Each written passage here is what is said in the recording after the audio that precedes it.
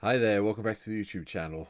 Please make sure you hit the subscribe button, 188 as I record this video. So another one, if you haven't already subscribed, I'd appreciate.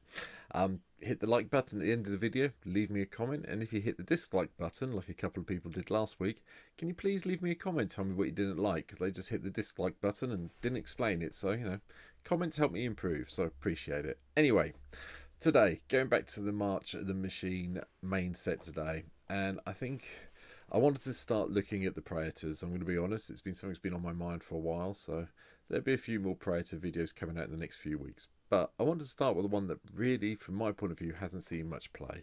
And obviously you're here because you know it's Urabrask. 2 and red for a full 4 with first strike, which is nice. It's alright, cope with that. But whenever you cast an instant or sorcery spell, it deals 1 damage to target opponent, and you get to add red mana. And then you can pay 1 red, exile Urabrask, and then return it to the battlefield transformed under its owner's control. Only if you play 3 or more instants and sorceries in your turn. And yeah, it has to be activated as a sorcery, so you've got to do it in your turn. But it turns into the Great Work, and it comes in and basically deals 3 damage to target opponent and each creature they control, so it deals with someone who's been a problem. And then the next step, it gives you 3 treasure tokens. Not that bothered by that. The last step, though, until the end of turn, cast all the instants and sorceries from your graveyard. If a spell casts its way over put in the graveyard, exile it. Then you get to flip the Great Work back into Urabrask. And start casting all those instants and sorceries again and pinging people. So this is really, I've had Urabrask work in a couple of other decks, and the interaction is just fantastic. And I thought, right, I really enjoyed this. Let's try and build a whole deck around it. So that is what I've tried to hit today. So a couple of things I'll point out. We're playing a low number of lands. It's only 35 lands. We are playing Khan's Bastion, which I'll explain. Obviously, with all the mountains, because I just went down, there's no point playing anything else apart from mountains. We're in a mono deck. We have got Nykthos here to help out with some mana. Reliquary Tower in case we do overdraw, which is possible. Myriaded Landscape, just go and get 2 basic mountains out at any stage that we can. And then Valakut, because if I'm playing a mono red deck, which is this is, with what 20 something odd mountains in the deck, we might as well have them all, might as well have Valakut in there. It's 35 lands, so it might be a little bit high, it might be 1 too many still, but hey, that's what I'm going with. Ramp is just really basic. Mox Tantalite for me, Sol Ring, Fire Diamond, that's it. Don't need anything more than that, because although we've got a fair number of cards at 4, most of our stuff is at 1 and 2. So here we go. What I want to be doing is dropping as many 1 and 2s as we can. Ones basically we can play for free. Once we've got Urabrask in place, we get the mana back instantly.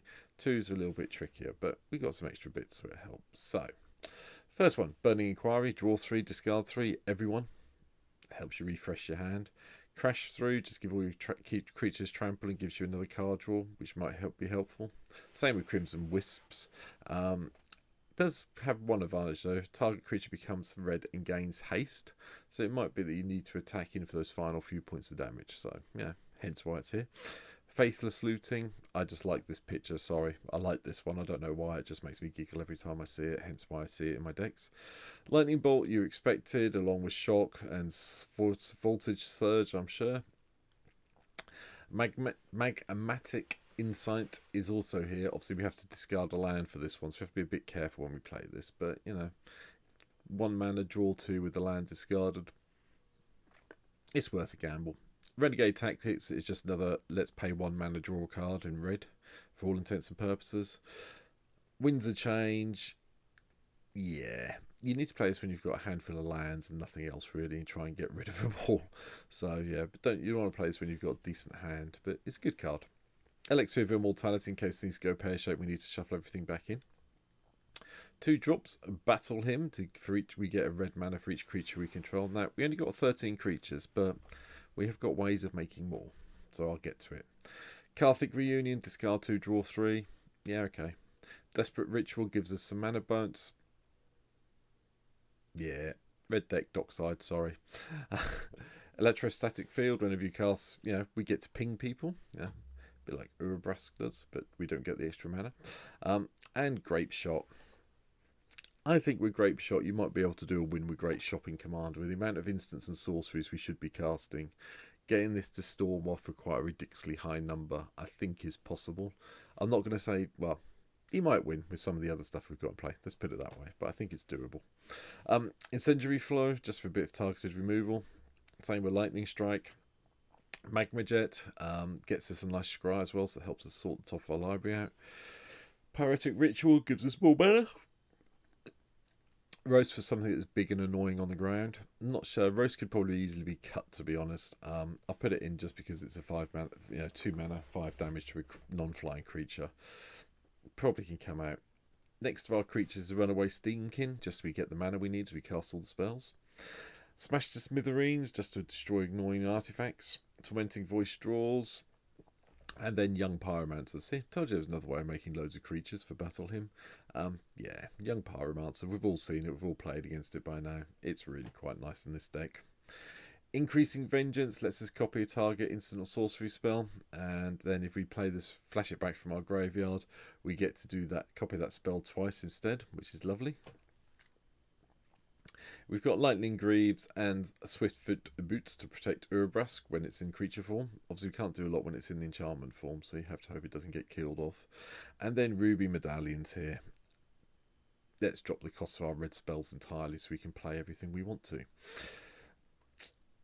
I would expect everyone was expecting to see Brigi, the god of storytelling. Yeah, that gives us a nice little bit of extra mana as well. Cast a spell. Maybe get a couple of red mana to cast the next ones with. Can't complain. Gutter Snipe just does 2 damage every time we play an instance of sorcery. So that was obviously going to be in here. Light Up the Stage. You will be paying for the spectacle cost 9 times out of 10. Because if you do Urabrask with something, they do 1 damage to something. You can then spectacle. So yeah. Costs you a lot cheaper. Pay 1 red mana. Get 2 more cards and see what go from there. Seething Song for the mana ramp. Vault Charge for the proliferation. We'll come to why we've got the proliferation coming up in a minute. And then Mechanized Warfare. If a red or an artifact source you control will deal damage to an opponent or permanent opponent controls, it deals that much damage +1. So your pings from Urabrask become shocks. Your shocks from Gutter Snipe become lightning bolts. And yeah, you'll probably end up going through it a lot quicker. However, we'll get to the other bits. Big score. Draw, discard, 2 cards, couple of treasure, thank you. Empty the Warrens. Lots of ways of getting creatures. I was saying we needed creatures for this. Yeah, Empty the Warrens really helps out, especially if we've got sort of like Ruby Medallion in play, or we've got ways of making mana. Just having all those creatures come in. And gives you a whole load of blockers, which could be useful, obviously, at the end of the day. Pirate's Pillage. Another one where you destroy. No, you discard, draw 2, get a treasure. Stormkiln Artisan gives you lots of treasures as we cast all the instants and sorceries when we start going off. 4 mana is a little bit expensive for a 2/2, but hopefully we'll get there quicker. Chain Reaction controls the board along with Blasphemous Act.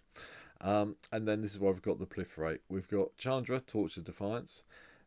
You can either exile the top card or add the mana. It's probably the mana add for a lot of the time. Jaya Fiery Negotiators here. We'll probably get the monks out as soon as we can, because we really want to try and get Jaya's -8 off as soon as possible, so we can whenever you cast a red instant or sorcery, copy it twice. You may choose new targets for those copies. We really want to try and get her to 8 to get there. Hence why I've actually sacrificed the mountain for Khan's Bastion. It's one of the main reasons it's here. Likewise, we've got Koth as well, another one we want to try and get to its ultimate. Planeswalker, we want to get to the ultimate to do the whole, whenever a mountain enters the battlefield under your control, it deals 4 damage to any target. Yeah, you get an emblem version of Valakut that's actually even better than Valakut, but we need to get there quickly. Maniform Hellkite, do all the casting non-creature spells, we get all those nice Dragon Illusion tokens return. Yes, we have to exile them, but getting a whole load of 1/1, 2/2, 3/3 dragons maybe, just beat down, that's fine. Solfim Mayhem Dominus also helps when it's non-combat damage. Urabrask is non-combat damage, Gutter Snipe's non-combat damage. We get extra damage off, we double it up. I'll cope with that. Unexpected Windfall, just another card draw spell. And Torbrand, Thane of Redfell, is obviously going to be here. We want to make the damage as dangerous as possible for our opponents, and this does it nicely. But we do need a way to win. And hopefully I'd love to be able to say you can win with this deck through storming off with Grape Shot. That means you've got sometimes do over 120 damage between 3 opponents. Aetherflux Reservoir makes this so much simpler. Get this in play, go off with Urabrask, all that life you gain, you can start eliminating opponents, and you will gain a lot of life doing it this way, especially in combination with something from Battle Bond that I'd forgotten about until I started building this deck. Sentinel Tower. It deals damage to any target equal to 1 plus the number of instants or sorcery spells cast before that spell this turn. Oh my giddy aunt. Yeah, this is really good. I'd forgotten this card existed. I picked one up ages ago from my collection on MTGO, and I completely forgot I had it in there until I was looking for I just put in a search of instant sorceries, and this came up. Yeah, this should be in a lot more of my decks, but hey, it's the first one I've seen it for a while. Go get one if you haven't got one now. Not sure how expensive it is in real life, but on MTGO, I did double check the price of it, and it's under a tick at the moment. I would suggest picking one up if you haven't. Anyway, another way of making our damage even more important is double vision.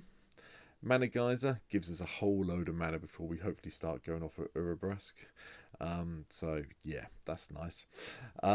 I've put in one of the other versions of Urabrask, the hidden ones in, purely because I decided I wanted some way of slowing my opponents down. If I'm not playing that many creatures, I don't want them coming in with a whole load of haste creatures, so that stops that.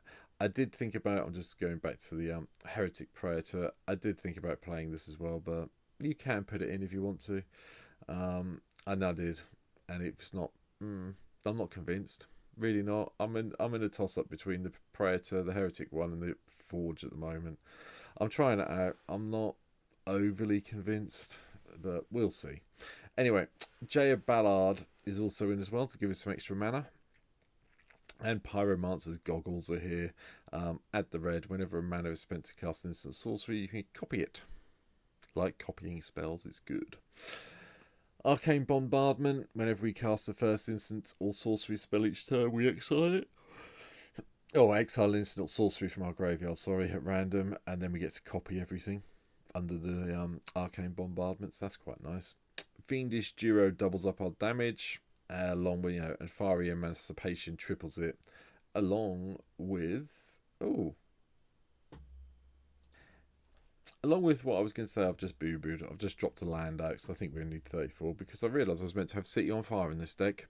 So I just paused the video there, and I've added it in, if you wonder why it suddenly appeared. But yeah, City on Fire's here.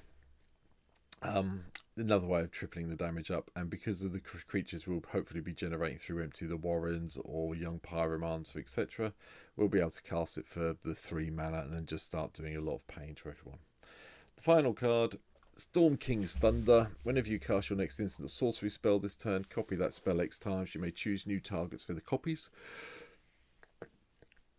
I would like to be able to do this for about X equals 7 or 8, and then cast Lightning Bolt or Shock or something similar with some of my doubling spells in play, because that wins the game really quickly. And that's it, really. I like Urabrask. I think it's underplayed. I think it should see more play. Hence why I've spent the time doing the video today. Sorry about the boo-boo though at the end with the City on Fire. That is there now. Decklister's got it in. But yeah, let me know in the comments what you think I've missed out. What you think I should have in here. I mean, if you want to get the cost down, you can drop in. You can put in things like Howling Mines to get your card draws up, so on and so forth. But I've done it this way, so I think it's slightly better. You don't want to give your opponents too many chances to kill off Urabrask or find a enchantment remover when you get it flipped to the great work. And if you do it right, you'll probably be able to flip it on the turn you player. So, see what happens. But I hope you've enjoyed it. I'll see you in the next video. Like I said before, if you don't like the video, can you leave me a comment? Tell me why, instead of just hitting the dislike button. Really helps me out develop the YouTube channel. So, thanks for now. Link to Twitch down below. You can see me play this deck on stream. And hopefully, I'll meet you soon. Take care. Thanks. Bye.